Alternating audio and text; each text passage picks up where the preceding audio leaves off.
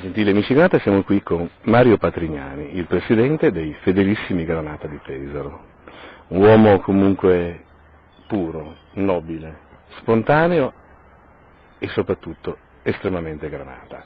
Mario, abbiamo visto che c'è una bandiera qui vicino a noi, una bandiera che per te vuol dire molto. Ho fatto la storia, quella l'ho presa al club Fedelissimi Granata di Torino, del mio grande amico Ginetto, e subito dopo lo scudetto vinto e ha sventolato nello stadio di Malmo. Per cui Ricordiamo agli amici che è la Coppa dei Campioni del 76 quando vincemmo. Sì, abbiamo fatto eravamo in 3.000 del Toro sulla chiatta che andava da Copenaghen a Malmo, è stato un trionfo, mi ricordo questa bandiera che campeggiava trionfante perché abbiamo fatto un bel pareggio. Due pareggi facemmo, se non mi sbaglio. Anche in casa abbiamo vinto, no. Abbiamo fatto pari là, abbiamo vinto in casa. Sì. Abbiamo superato il turno, poi dopo sono andati nelle grinfie del Borussia. Comunque è una bandiera che ha fatto la storia, ha sventolato sul campo d'Italia e all'estero. Ecco, ma anche Pesaro ha fatto la storia in Granata. Parlaci del tuo Toro Club e delle tue origini Granata. Come mai uno di Pesaro è diventato del Toro?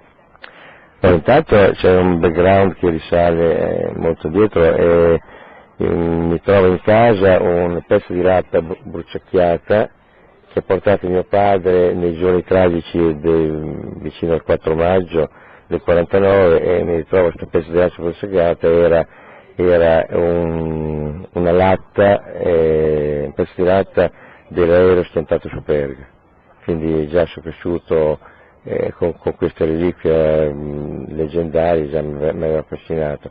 Poi quando ho avuto l'età della ragione vedevo questa squadra di ragazzini, vessata, col potere contro, senza una lira, i ragazzini che ci dava una maglia che era una pelle, lottavano come Giorgio contro il drago e vincevano una volta ogni decina d'anni, però era una lotta poetica, romantica. Mi ha affascinato proprio questa lotta contro i soprusi da zappatista. E poi mi sento che il Toro, come differenza dalle altre squadre, la tifosia del Toro è padrona della squadra, cioè il Toro siamo noi veramente, i presidenti passano, tutto passa, non passa la maglia, la bandiera e la tifoseria, per me è una simbiosi un tutt'uno.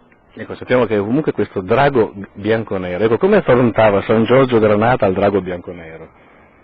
Il drago bianco-nero l'affrontavi alzando una linea di demarcazione netta tra noi e loro, noi eravamo i puri, loro erano quelli che volevano vincere a tutti i costi, abbiamo il nostro prete Granata che diceva loro per vincere si attaccano a tutto, fanno anche delle manovre scorrette e se ne vanno ingobbiti. Tanto è vero che questo prete mi dice che il Toro è il bene assoluto, loro sono il male. Come l'affronti? L'affronti con l'arma dell'entusiasmo e della purezza.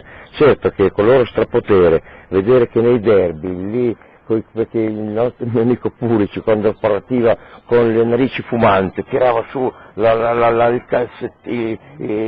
calzoncini, vedevi questo corpo scultoreo che poi esplodeva in quei gol meravigliosi e noi perdevamo gli scudetti perché non eravamo attrezzati, ma vincere i derby contro sto strapotere, vederli mandare via umiliati era una goduria infinita. Immagino che adesso che in questo momento la Juve gioca in Serie B tu avrai sofferto moltissimo, è stato per te un momento di grande sconforto, hai pianto molto? Sì, mi è venuto un collasso, per poco mi ricordo all'ospedale perché il dispiacere è stato enorme. Dispiacere veramente, no, non è battuto, il dispiacere è stato enorme perché loro dovevano, dalle malefatte che hanno fatto, dovevano andare in C e non avendo dei marchingeni che hanno inventato la salvezza del Milan, della Fiorentina e della Lazio, che sono stati i cavalli di Troia con cui loro hanno scalato un gradino di punizione, si trovano in B loro stanno bene perché da lì ripartiranno, quasi gli hanno fatto quasi un bene perché c'hanno 10.000 persone in Coppa dei Campioni, quindi ne avranno molti di più, per cui è una catastrofe che forse gli fa bene,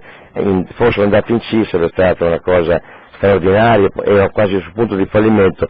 Siamo qui a Pesaro, ma che cosa combina Patrignani a Pesaro. Cosa siamo venuti a fare oggi con Pulici? Ecco, cosa sta succedendo? Infatti perché c'è un club straordinario di giovani e meno giovani pronti a partire. Di quanti siete più o meno? Siamo come numero di iscrizione, dal 76 siamo arrivati a 900, però ogni anno sono quei 100-150 quelli che siano, sempre presenti nei saggi d'Italia, sempre presenti quando c'è da partire. Mi ricordo l'anno scorso con i nostri ragazzi siamo andati a fare la marcia, la feconata su Superga, cioè lì abbiamo sentito molto che il toro stava per sparire sotto le scure. Ecco, come hai vissuto quel periodo? In modo tragico, io ero sempre lì attaccato al telefono, ancora ricordo l'SMS che mi ha mandato il mio amico Marco Montiglio, abbiamo individuato il ciociaro che era il terminale per la nostra sparizione e l'hotel Moncagliera, correte tutti il più possibile. Secondo me quel giorno di Moncaglieri deve essere un giorno marchiato a caratteri rossi nella storia del toro. Noi abbiamo 3 date basilari: 4 maggio 49, 15 maggio 1976 e mi ricordo mi sembra 24-25 agosto Moncaglieri. Lì è stata la lotta di liberazione e abbiamo vinto. I poteri forti, tentacolari, quasi insormontabili, sono stati sconfitti atrocemente. Lì è stata la nostra rinascita. Adesso sembra di rivivere, perché chi ci voleva far sparire è in Dio, da una sparire. È vero che devono andare in C, però vederli in B, dico, Dio ferma il tempo, bloccali lì, vederli in B col Frosinone Juventus, è il sogno di una vita. Andrai a vederla, vai a vederla. Potrei anche andare con lo striscione del adesso non so, comunque a parte andare, io quando vedo quelle maglie bianco-nere con tutto il male il male che ci hanno fatto, c'ho proprio una repulsione intera da shock anafilattico, proprio c'ho un'intolleranza totale, perché hanno fatto troppo del male, ci ha fatto, ci volevano far sparire, ti rendi conto? Quindi pensi che comunque ci volevano far sparire anche con Giovannone, era stato mandato come ultimo, visto che non era andata bene con Ciminelli, hanno ancora mandato Giovannone? Certo, per me lui era il terminale, perché con Lodo Petrucci potevamo anche risorgere, mandando lui avanti che diventavamo la pattumiera della Lazio. 2 o 3 anni si falliva e il fallimento stavolta era definitivo. E sono stati grandi i nostri ultra, si hanno detto: se dobbiamo finire sotto questo individuo ciociaro, a un certo punto facciamo l'eutanasia. Tu spendi 20 miliardi per prendere il toro, però io te lo distruggo in 3 settimane, perché io sono in gioco per 3 volte, il toro rifallisce, viene eliminato. Allora tu investi questi soldi per speculare su di me, io faccio l'eutanasia su me stesso, per cui tu il tuo gioco economico ti si ritorce contro e ti freghi con le tue mani. A quel punto lì è cominciata anche come strategia della tifoseria, a parte Moncaglieri. Questa è stata la data, come le 5 giornate di Milano. Per me il toro è le 5 giornate di guerra di liberazione, non dimentichiamo che purtroppo ancora adesso hanno dei problemi legali da risolvere dedicato a quello, e so che anche tu ti sei dato anche molto da fare col tuo club per aiutare. Io sono andati caso per caso a dire, perché c'era qualcuno che dice: ma i violenti, il cavolo, se non ci fossero stati quei ragazzi. Certo, qualcuno ha messo in gioco la sua libertà, qualche gesto esagerato. Se ti provocano in modo eccessivo tu reagisci, è logico, qualche gesto ci sarà anche stato. Noi siamo stati totalmente d'accordo con i ragazzi di Moncaglieri, li ringraziamo ancora, e abbiamo raccolto una cifra minima, comunque 1.600 euro per cercare di coprire qualche spesa legale. Da Moncaglieri arriviamo a Pesaro, dove eravamo partiti. Allora, oggi cosa combiniamo? Spiegami un po' cosa fai a Pesaro. Adesso dopo anni e anni in cui stiamo dietro, perché Pesaro è una città di gobbi. Come fai a vivere una città di gobbi? Se ti senti l'eletto, il martire? Vabbè, io con la nostra forza d'animo, la nostra personalità, ci rispetto, perché sanno che siamo dei romantici appassionati. Come sono troppi gobbi per dire, adesso può essere anche un aneddoto, dopo un derby perso con l'anima sanguinata da fare delle visite, vedo sul balcone la bandiera bianconera, aspetto il lume scuro, diciamo noi, un po' l'imbrunire, ero ragazzo ancora, salgo sulla coda, strappo sta bandiera, la porto via e fugo, perché insomma troppi gobbi provocano, devo starcarmi. Noi siamo... Ed in questa città di gobbi tu cosa gli hai combinato? In questa città di gobbi sono anni, abbiamo raccolto 2500 firme, il primo firmatario è stato l'arcivescovo Lauro Di Pesaro, che adesso è l'arcivescovo di Genova, che diventerà cardinale perché è un grande uomo, Angelo Bagnasco, è stato il primo firmatario per queste petizioni. 2500 firme, ragionando con i consiglieri della commissione, si chiama toponomastica, abbiamo fatto capire chi era questo toro, questo grande toro, 10-11 sono in nazionale, riscatto da una guerra umiliante per tutto il mondo, schiantatosi a 20 anni sotto terapia di Superga, nel centenario della nascita, li abbiamo convinti a fare via. Hai già prenotato una casa, ovviamente. Via Grande Torino, caduti di Superga, lì come abitazione c'è poca roba, perché è una via nella cittadella dello sport di Pesaro, dove c'è tra il palazzetto dello sport e il nuovo stadio che sarà. Oggi ci sarà l'inaugurazione di questa prima vittoria in una città di Gobbi, e a una via dedicata a Grande. E come l'hanno presa i bianconeri pesaresi, che tu ne hai fatto questa via nel centro? L'hanno presa, non lo so, ci rispettano, mi rispettano, perché poi anche con il mio tipo di lavoro non è che permetto tante battute. In mano il loro futuro, facendo il pediatra. Ecco, prima parlavi di Marco Montiglio. Io gli dico a qualcuno che dice, ieri mi ho turbato, ai tempi già di Pulci, nel derby, quando facciamo i derby vincenti, dico, tu stai calmo, gli dico, perché io curo te, ma te ti vedo se belle cotte. Curo tua moglie, se te la faccio fuori, in senso buono, insomma, non la curo bene, te sei solo contento.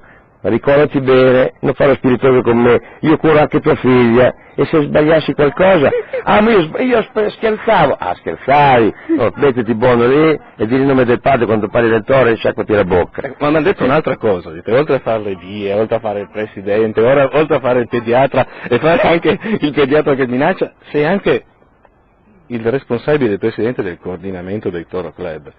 Sì. Che cos'è il coordinamento dei Toro Club? Intanto sono 115 club che autonomi, in questo momento in simbiosi per regole della società, però siamo autonomi, perché un domani che venisse fuori un altro Ciminelli, partiamo come schegge impazziti in 115 e senza violenza. Il nostro è un coordinamento non violento, però insomma a livello di azioni, di marce, come quelle che abbiamo fatto l'anno scorso, è un coordinamento di club che vogliono dire loro, è una simbiosi, è un'unione, per me è una cosa. Hanno messo me in questo momento. Come mai? Evidentemente dopo anni che c'ho sta passione smisurata per il toro, un amore profondo, pronto sempre a partire dunque il toro chiama, ha riconosciuto che li potrei rappresentare bene, e di questo sono non contento, non sono narciso, però sono orgoglioso. Bello. Orgoglioso molto. Ecco, adesso fra un poco andremo a inaugurare questa via di Pesaro. Ecco, ci sarà appunto il nostro Mario protagonista. Cosa vuoi dire per salutare ai tifosi di Granata? Intanto questa via di Pesaro è fatta epocale, perché si deve ragionare oggi, un popolo intero, saremo in tanti, è voluto, proprio ci ha tenuto Le Matti come testimone di eccezione, Paolo Purici, proprio come il Superga è stato l'emblema della riscossa, lui è stato l'emblema della riscossa del toro, perché dico coste 8 gol, 9 gol che hanno fatto nei derby, è stata proprio la rivolta nostra di Paria contro sto strapotere che ti voleva disintegrare. Quindi Purici è qui presente, è già da ieri che gioca a Pesaro. Ci sarà anche Cairo? È il mio grande amico, perché lui ha fatto già negli anni '80 2 volte le ferie dentro casa mia, per cui proprio gli voglio un bene dell'anima, e lui naturalmente appena l'ho chiamato è corso a Pesaro per dare importanza a questa manifestazione, che è molto importante. Ci sarà Eraldo Pece, un altro campione del 76, ci sarà il figlio di Aldo Ballarin, quindi insomma ci sarà Antonio Ballarin, ci saranno dei giornalisti delle testate di Tutto Sport, Bonetto, c'è Andi, c'è Brunetti, Cairo al battesimo del figlio, Cairo oggi non c'è, però a prescindere da quello, Cairo quando viene è molto ben accetto. Comunque la giornata di oggi si imperia soprattutto su un protagonista assoluto, che oltre che essere il toro di Superga è Paolino Purici. Io ci tenevo molto che fosse venuto anche Cairo, però dico, se c'è il battesimo non posso spingere più di tanto. Ci tengo molto perché avrei voluto che Pesaro fosse stato lo Yalta della situazione, perché io ci tengo molto, io ci tengo, la mia missione era di avere a Pesaro questa grande via, che è stata un evento epocale, sono orgoglioso, e l'altra missione, così romantica, io sogno, non tanto missione perché io non è che potere decisionale, non conto niente, però sogno di riavere Pulic in società, perché Pupi in società, io ho detto anche a Cairo, lei se fa in modo di riavere Pulic in società sarà il grande presidente che passerà alla storia. Pulic non è uno che fa ombra, Pulic è un valore aggiuntivo. Cairo riportarsi Pupi in società, Pupi va in campo con una squadra, l'entusiasmo che si crea, a Cairo non viene niente meno, lui potrà rimanere il grande presidente che si sta formando. Pulic è quel di più che ti porta nella storia. Perfetto, ti ringrazio. Prego, grazie a te, sono orgoglioso.